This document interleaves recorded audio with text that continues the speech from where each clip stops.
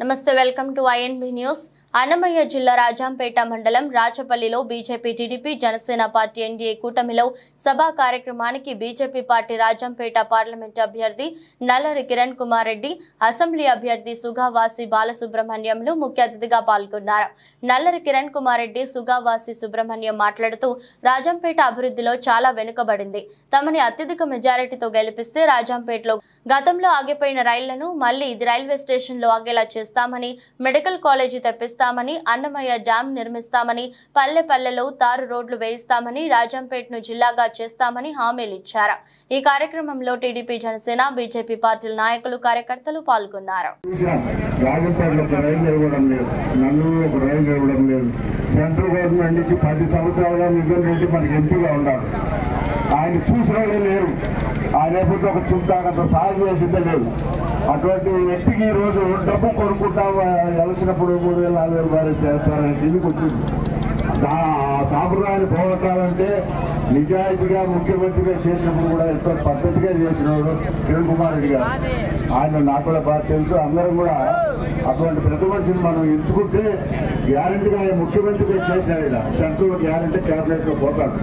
అప్పుడు మన రాజంపేట ఎంపీగా మన రాజంపేటకి ఏదైనా అన్ని అడిగి చేపించుకునేదానికి వల్ల ఉంటుంది. ఆయన అటువంటి వ్యక్తి. ఆయన సీఎం ఉన్నప్పుడు కూడా విపరీతంగా ఫండ్స్ అంతా కోడూరు రాజంపేట అనేది డబ్బు చేయించినారు. చాలా బాగా సాయం చేసినారు. కాబట్టి సాయం చేసి తక్కువ మంచి ఆయన బాలసుబ్రహ్మణ్యం. ఆయన కూడా రైతాంగం, ఆయన ఎమ్మెల్యే ఎంపీగా ఉన్నారు. వాళ్ళు ఏమి వ్యాపారాలు చేసి రూపాయలు సంపాదించుకుంటారు. డబ్బులు పక్క నేను చెప్పిన మాట కాదు. స్వయాన ప్రధానమంత్రి గారు కలిగిరిలో మీటింగ్ లో చెప్పారు ఈ మాఫియా పని పడతానని. ఈ అక్రమ సంపాదన చేసుకొని అక్రమ సంపాదనకు అడ్డుకట్టేసేదానికి ఎవరైనా మాట్లాడితే వాళ్ళపైన దొంగ కేసులు పెట్టి, ఈ పోలీసు వ్యవస్థలో దొంగ కేసులు పెట్టి వాళ్ళని హింస అవసరం ఉన్నది. కావున మిమ్మల్ని అందరినీ నేను సమయంలో కోరుతున్నా. మన పార్లమెంట్ అభ్యర్థి, మన మాజీ ముఖ్యమంత్రి వర్యులు, మన గౌరవ శ్రీ నల్లారి కిరణ్ కుమార్ రెడ్డి గారు కమలం గుర్తుకు మీరు ఓటు వేయాలి. అదేవిధంగా శాసనసభకి మా పెద్దలు సుభాషి బాలసుబ్రహ్మణ్యం గారు సైకిల్ గుర్తుకి మీ అమూల్యమైన ఓటు వేస్తే ఖచ్చితంగా మీ భవిష్యత్తు. మాజీ ముఖ్యమంత్రి నల్లారి కిరణ్ కుమార్ రెడ్డి గారు, అలాగే వేదిక మీద ఉన్న బీజేపీ, జనసేన, తెలుగుదేశం నాయకులకు, ఈ కార్యక్రమానికి వచ్చిన అందరికీ పేరు పేరున నమస్కారం. మనందరికీ తెలుసు, ఎన్నికల చివరి రోజు రేపటితో లాస్ట్. వైసీపీ వాళ్ళు ఇప్పుడే ఇంటింటికి వచ్చి 3,000 రూపాయల డబ్బు పంచుతున్నారు.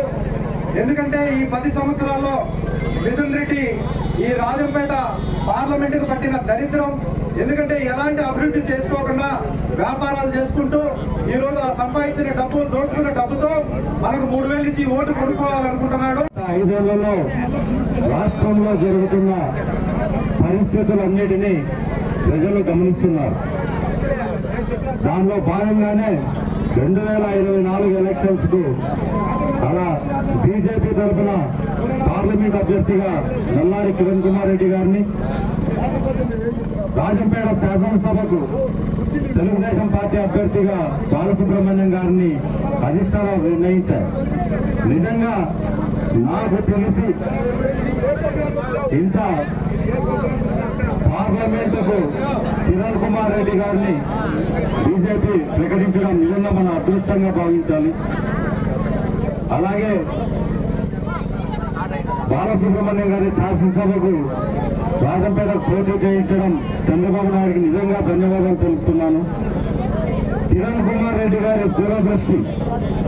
నిజంగా రాజంపేట పార్లమెంట్ లో కిరణ్ కుమార్ రెడ్డి గారిని గెలిపించుకోలేకపోతే అది నిజంగా మనము చేసుకున్న దురదృష్టం కిందకు వస్తుంది. ఎందుకంటే ఎంతో హుందాగా, ఎంతో గౌరవంగా రాజకీయం చేసే నాయకుడు నల్లారి కిరణ్ కుమార్ రెడ్డి గారు. మనం ఆయన్ను ఇప్పుడు మరి కొత్తగా పరీక్షించాల్సిన పని లేదు. ఉమ్మడి ఆంధ్రప్రదేశ్ ముఖ్యమంత్రిగా 3 సంవత్సరాల పాటు కిరణ్ కుమార్ రెడ్డి గారి నాయకత్వంలో మనము ముఖ్యమంత్రిగా మనం చూశాం. అన్యాయం అయిపోయిన ప్రజల యొక్క వాళ్ళ పోరాటం ఈరోజు 3 రోజుల్లో మనకు రిజల్ట్ తేలిపోతున్నది. 5 కోట్ల ప్రజలందరూ కూడా ఎదురు చూస్తున్నటువంటి కూటమి అభ్యర్థి అయినటువంటి కిరణ్ కుమార్ రెడ్డి గారు, క్లీన్ ఇమేజ్ ఉండి పరిపాలనాధ్యక్షుడైన మాజీ ముఖ్యమంత్రి గారు మనకు ఒక ఎంపీ అభ్యర్థిగా రావటం అని చెప్పనేది చాలా అదృష్టం. ఈశాన్యం వైపు మారింది. ఈశాన్యం వైపు మార్పు మందరంతో ప్రారంభమైంది. మందరంతో మార్పు ప్రారంభమైతే మిథున్ రెడ్డి తట్టుకోగలుగుతాడా అని చెప్తున్నా. మిథున్ రెడ్డి తట్టుకోగలుగుతాడా మందరంలో మార్పు మొదలైతే? సో ఒకప్పుడు కంచుకోట అలాంటి ఊర్లో నా సోదరులు కాలేజీ డేస్ నుంచి చాలా మంది మనం మాజీ సీఎం గారు కిరణ్ కుమార్ రెడ్డి గారికి, బాలసుబ్రహ్మణ్యం గారికి మనం మన శక్తి వంచన లేకుండా పనిచేసి అత్యధిక మెజార్టీతో గెలిపించాలని కోరుకుంటున్నా. ఇంకా రెండు రోజుల తర్వాత 3వ రోజు ఎలక్షన్ అంటే దగ్గర లాస్ట్ మీటింగ్ మీ గ్రామంలోనే. మీ గ్రామంలో ఇంత మార్పు వచ్చిందంటే నేను చాలా సంతోషంగా ఉన్నాను. మీ గ్రామంలో మెజారిటీ రావాలి. నేను ఖచ్చితంగా బూత్ లో చూస్తాను మెజారిటీ వచ్చిందా లేదా అని. దగ్గర ఉన్నారు మీకు చేయరు నది ప్రాంతంలో అవినీతి ఏ విధంగా జరిగింది అనేది మీకంటే బాగా ఎవరు చూడలేరు. దీంట్లో నది దాంట్లోనే రోడ్ వేసేసి ఉన్నారు ఇసుక దందా చేసేదానికి. ఇక్కడనే మీరు అట్లా నడుచుకొని పోతున్నా లేకపోతే దిగితే ఆ చైర్లో రోడ్ వేసేసి దాంట్లో నుంచి ఇసుక దందా చేస్తున్నారు. ఎవరు చేస్తున్నారు ఈ ఇసుక దందా? వైసీపీ నాయకులు. వీళ్లకు వెనకాల ఎవరున్నారు? ఇప్పుడు ఉన్న ఈ ప్రాంతం ఉన్న ఎమ్మెల్యేకి నిలబడిన ఆయన ఎంపీ, వీళ్ళే ఈ ఇసుక దందాకు అంతా కూడా మాఫియా. ఇవి కూడా పూలే. ఇదే గుర్తు చేయాలి మీరు. మా ముందర పూలు పెట్టారంటే ఖచ్చితంగా మీరు పువ్వు గుర్తు చేస్తారని నమ్మకం ఉందా లేదా? చేతులు ఎత్తారు ఒకసారి పువ్వు గుర్తు చేసేవాళ్ళు. Very good. అదే విధంగా అసెంబ్లీ ఎలక్షన్ కి ఇక్కడ మనకు అన్నమయ్య డ్యామ్ కొట్టుకొని పోయింది.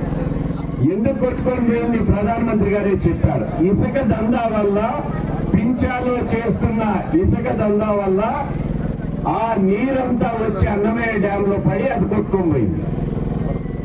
దురదృష్టవశాత్తు దాన్ని సరిచేయాల్సిన బాధ్యత ఈ వైఎస్ఆర్సీపీ పై నుండి నేరుగా ముఖ్యమంత్రి గారు పోయి అక్కడ 39 మంది